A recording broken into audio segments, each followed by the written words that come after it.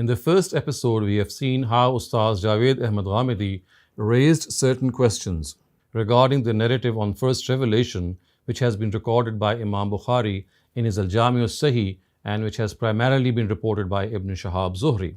Ustaz Javed Ahmad Ghamidi has put forth another narrative, and this narrative has been recorded by Ibn Hisham, the famous historian and the famous biographer of the Prophet. In his book on the biography of the Prophet, Ibn Hisham has recorded a narrative on the authority of Ubayd ibn Umair, who is a tabi'i or a follower, and hence the narrative is a maqtu one, more of an historical nature, in which almost all the questions that were raised on the narrative that was recorded by Bukhari seem to be answered. So he thinks, and his opinion is, that this is the narrative that should be considered to be the narrative which relates the first revelation story. And this is a narrative in which the Prophet Muhammad, peace be upon him, actually had met Gabriel in a dream. So the whole incident never took place in the form of a physical appearance or a physical encounter between Gabriel and the Prophet. So this narrative actually shows that all this incident took place in a dream, and the way it has been narrated, it will be seen that the answers which he has raised almost completely. So here is a text of that narrative. According to Ubayd ibn Umair, the Prophet of God used to do itikaf in the Hira cave every year for a month and give food to the indigent who came to him. At the end of his itikaf of that month, the first thing he used to do before returning home was to go to the Kaaba and circumambulate 7 times, or as God willed. Then he would return to his house. This continued to happen until the month arrived in which the Almighty willed to honor him with his blessing in the year he wanted to appoint him a prophet. That month was the month of Ramadan. He went to Hira as was usual to him, and his family was with him. When it was the night in which God honored him with his message and showed mercy to his servants through it, Gabriel came to him with the command of God. The Prophet said, "Gabriel came to me while I was asleep and brought in a coverlet of brocade whereon was something written, and said, 'Read.' I said, 'I cannot read.' He squeezed me so vehemently that I thought I would die. Then he let me go and said, 'Read.' I said, 'I cannot read.' He squeezed me once again so vehemently that I thought that I would die. Then he let go of me and said, 'Read.' I said, 'What should I read?' He again squeezed me so vehemently that I thought that I would die. Then he said, 'Read.' I said, 'What then should I read?' fearing that he would do the same embrace that he had did before. He said, 'Iqra bismi rabbika alladhi khalaq, khalaqal insana min alaq, Iqra wa rabbukal akram, alladhi allama bil qalam, allamal insana ma lam ya'lam.' Read in the name of your Lord who has created man from a clot of blood. Read, and your Lord is the most gracious, who has taught by the pen, has taught man that which he knew not. So I read, and he left me. When I got up from my sleep, it was as if these words were firmly written in my heart. So I went out until I was midway on the mountain. At that time I heard a voice from the sky saying, 'O Muhammad, you have been made the messenger of God, and I am Gabriel.' I raised my head up to the sky to see who was speaking, and it was Gabriel in the form of a man, with feet astride the horizon, saying, 'O Muhammad, you have been made the messenger of God, and I am Gabriel.' I stood still, staring at him, neither moving forward nor backward. Then I made my face turn away from him. But whichever direction of the sky I looked, I found him the same. And I remained still, neither progressing nor regressing, until Khadija sent her messengers searching for me as they reached the highest point of Mecca, and returned to her while I was still in the same place. Then Gabriel left me. I returned to my family until I came to Khadija and sat leaning on her thighs. She asked, 'O Abul Qasim, where have you been?' 'By God, I had sent my messengers to look for you. They reached Mecca and returned to me.' Then I apprised her of what I had seen, and she said, Rejoice, O cousin, and be firm. Surely by him in whose hand is Khadija's soul, I hopefully think that you will be the prophet of this ummah.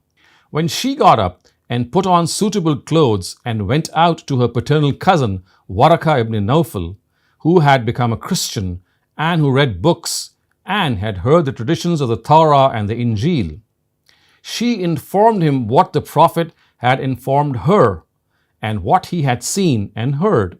At this, Waraka cried, Holy God, surely by him in whose hand is Waraka's soul, if you are telling me the truth, O Khadija, there has come to him the great Namus, Gabriel, who also came to Moses before. It is certain that he has been made a prophet of this nation. Go and tell him to be firm. Khadija then returned to God's messenger and told him what Waraka had said. So when the Prophet completed his i'tiqaf, he did as he was accustomed to do in Mecca, which was to circumambulate the Kaaba. Then while there, he met Waraka, who had also come to circumambulate the Kaaba. Thereupon he said, O my brother's son, tell me what you have seen and heard. At this, God's messenger informed him. So Waraka said to the Prophet, Surely by him in whose hand is Waraka's soul, you have been made the prophet of this nation. There has come to you the greatest Namus who came to Moses. Surely you will be called a liar. You will be hurt, driven out, and fought with. If I am alive that day, I will support the religion of God to the extent God only knows. Then he leaned near him and kissed the middle of his forehead. Then the Prophet returned home. So viewers, you can see that some basic questions which were raised on Bukhari's narrative, they stand answered. First, it can be seen that Ibn Hisham did not accept Zuhri's narrative the way it was recorded by Imam Bukhari. Yes, he just takes a very short part of that narrative and it only says that he had true dreams and he wanted to sit in privacy. That is all that he has taken from the narrative which was recorded in Bukhari. But now this narrative, which is recorded on the authority of Ubayd ibn Umair, according to Ustaz Javed Ahmad Ghamidi, it answers almost all the basic questions. So the first thing is that it is evident that the Prophet did not go to the cave of Hira for some meditation or muraqabah, as is evident from the Bukhari narrative. This Ibn Hisham narrative says that he would go there for i'tiqaf in the cave of Hira, and that too with his family. And this was his grandfather's tradition, and they would also feed the poor. So, of course, this question that he went there, he meditated, he was in the muraqabah, there was some spiritual exercise, there was no such thing. The second thing is, you can clearly see, is that the word tahannus is not even mentioned in this narrative. The word tahannus, which is a word which is very, very alien to the Arabic language, as we had pointed out earlier, it does not even exist in this narrative. The third thing is that the Quran was shown to the Prophet in this dream symbolically. It was not revealed the way actually something can be revealed. It was actually shown to him in the form of a book. So it was more of a symbol, and this now makes sense. Because now the Prophet's answer that I cannot read, it also makes sense. He was, of course, not conversant with reading and writing. So therefore, when Gabriel said to him that read, and his answer that I cannot read, it makes perfect sense. The fourth thing which is evident from this narrative is that there is no anxiety or worry which is shown by the Prophet, which was shown in the narrative that is recorded by Imam Bukhari, in which the Prophet became very disturbed. He came back to his wife Khadija and he said that have me covered, zammiluni, zammiluni. And this fear is something which never arises when the Almighty reveals any divine command to his prophets.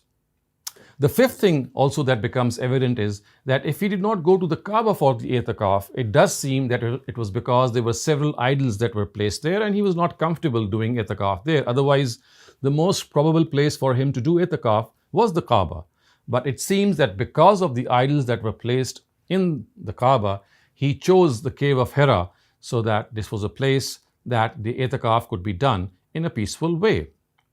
The sixth thing in this regard is that although this narrative is a maqtu one, which means that it is a historical narrative, we can see that as far as the narrative of Bukhari also is concerned, that too is a mursal narrative. Although it's not something which is directly from the Prophet, it is also a form of of a historical narrative. So both these narratives are historical in nature, and in the case of historical narratives, it is the daraya or the principles of interpretation that must be considered first, then the chain of narration itself. The seventh thing is that when the Prophet got up from his dream, he was appointed as God's prophet, and this was announced by Gabriel, which is a very correct logical sequence of events. Of course, he saw that dream, and when he woke up from that dream, he came out of that cave, then he actually encountered Gabriel, and Gabriel at that instance actually announced that you are being made God's messenger and that I am his angel. So all in all, Ustaz Ghamidi says that if this narrative is concerned, that it is basically something that answers all those questions, and hence it cannot be in any way argued upon. Now the question which Ustaz Ghamidi has addressed is that what exactly was the first revelation in the Quran which was revealed, because we know it could not have been Iqra bismi rabbika allazi khalaq, because it was never revealed physically. It was just a dream that was shown to him, and more importantly, it was symbolic in nature that a part of the Quran was being brought before him. So Ustaz Ghamidi says that Surah Fatiha is the first revelation. This is the only surah which does not have a background of revelation, and he has shown that how various phases of revelation pass in the life of the Prophet, in which various surahs were revealed. But as far as Surah Fatiha is concerned, it is devoid of any phase. It is as if it is at the start of his preaching mission, at the start of his whole endeavor of preaching, that this surah was revealed. So there are people who are always addressed, we know, in various surahs, who are present in Arabia, and for example, they are the idolaters, they are the people of the book, they are hypocrites, they are Muslims. But this is the only surah in which you don't have any addressee. It's basically an invocation. It's basically a dua, a supplication to the Almighty. And therefore we can say that this is the supplication, and the rest of the Quran is an answer to that supplication, because the supplication was a supplication to provide guidance, to receive guidance, and that is how exactly it happened. And for this reason, we find that it was also placed at the very start of the Quran. So in other words, we must understand that it's very logical the way Surah Fatiha begins with this invocation for guidance, and the rest of the Quran, which is placed after Surah Fatiha, is an answer to that call for guidance. Ustaz Ghamidi also says that the Quran itself portrays the first and the second instances of Wahi in Surah Najm. In the first of the opening part of Surah Najm, you will clearly see how Gabriel came very close to him, and then he revealed to him part of the Quran. And in the second instance, he was on the horizon and he communicated once again the second revelation to the Prophet. So in Surah Najm, we can see how the portrayal of the first and second revelation took place, and I will now read out Surah Najm before you. وَالنَّجْمِ إِذَا هَوَى مَا ضَلَّ صَاحِبُكُمْ وَمَا غَوَى وَمَا يَنطِقُ عَنِ الْهَوَى إِنْ هُوَ إِلَّا وَحْيٌ يُوحَى عَلَّمَهُ شَدِيدُ الْقُوَى ذُو مِرَّةٍ فَاسْتَوَى وهو بالأفق الأعلى ثم دنا فتدلى فكان قاب قوسين أو أدنى فأوحى إلى عبده ما أوحى ما كذب الفؤاد ما رأى أفتمارونه على ما يرى ولقد رآه نزلة أخرى عند سدرة المنتهى عندها جنة المأوى إذ يغشى السدرة ما يغشى ما زاغ البصر وما طغى لقد رأى من آيات ربه الكبرى. The stars, when they fall, bear witness that your companion is neither lost nor has gone astray, and he does not speak out of his own fancy. This is but a revelation sent down to him. He was taught by an angel, mighty in power, towering in character, endued with wisdom. He appeared while he stood poised, being on the highest horizon. Then he drew near and came down within 2 bows' length, or even closer. The Almighty then revealed to his servant that which he revealed. His heart did not deny his vision. So, will you then quarrel with him over what he is seeing? And he held him once again near the farthest lote tree, close to which is the garden of repose, when the lote tree was being covered with that which was covering it. His sight did not falter nor lost its poise. He saw his Lord's great signs. So viewers, all in all, we can see that according to Ustaz Ghamidi, if this narrative of Ibn Hisham is accepted, then as far as the first revelation is concerned, it is a narrative which portrays a dream of the Prophet. And in dreams of the Prophet, everything is symbolic. And being symbolic, we have to understand that the Prophet was being introduced in his dream to divine revelation. And once he woke up from that dream, he was actually appointed by Gabriel. And Gabriel gave him this message from God that he is Gabriel and God is appointing Muhammad, or Prophet Muhammad himself, to be his messenger. And now he must get ready for this task of disseminating the truth to his people.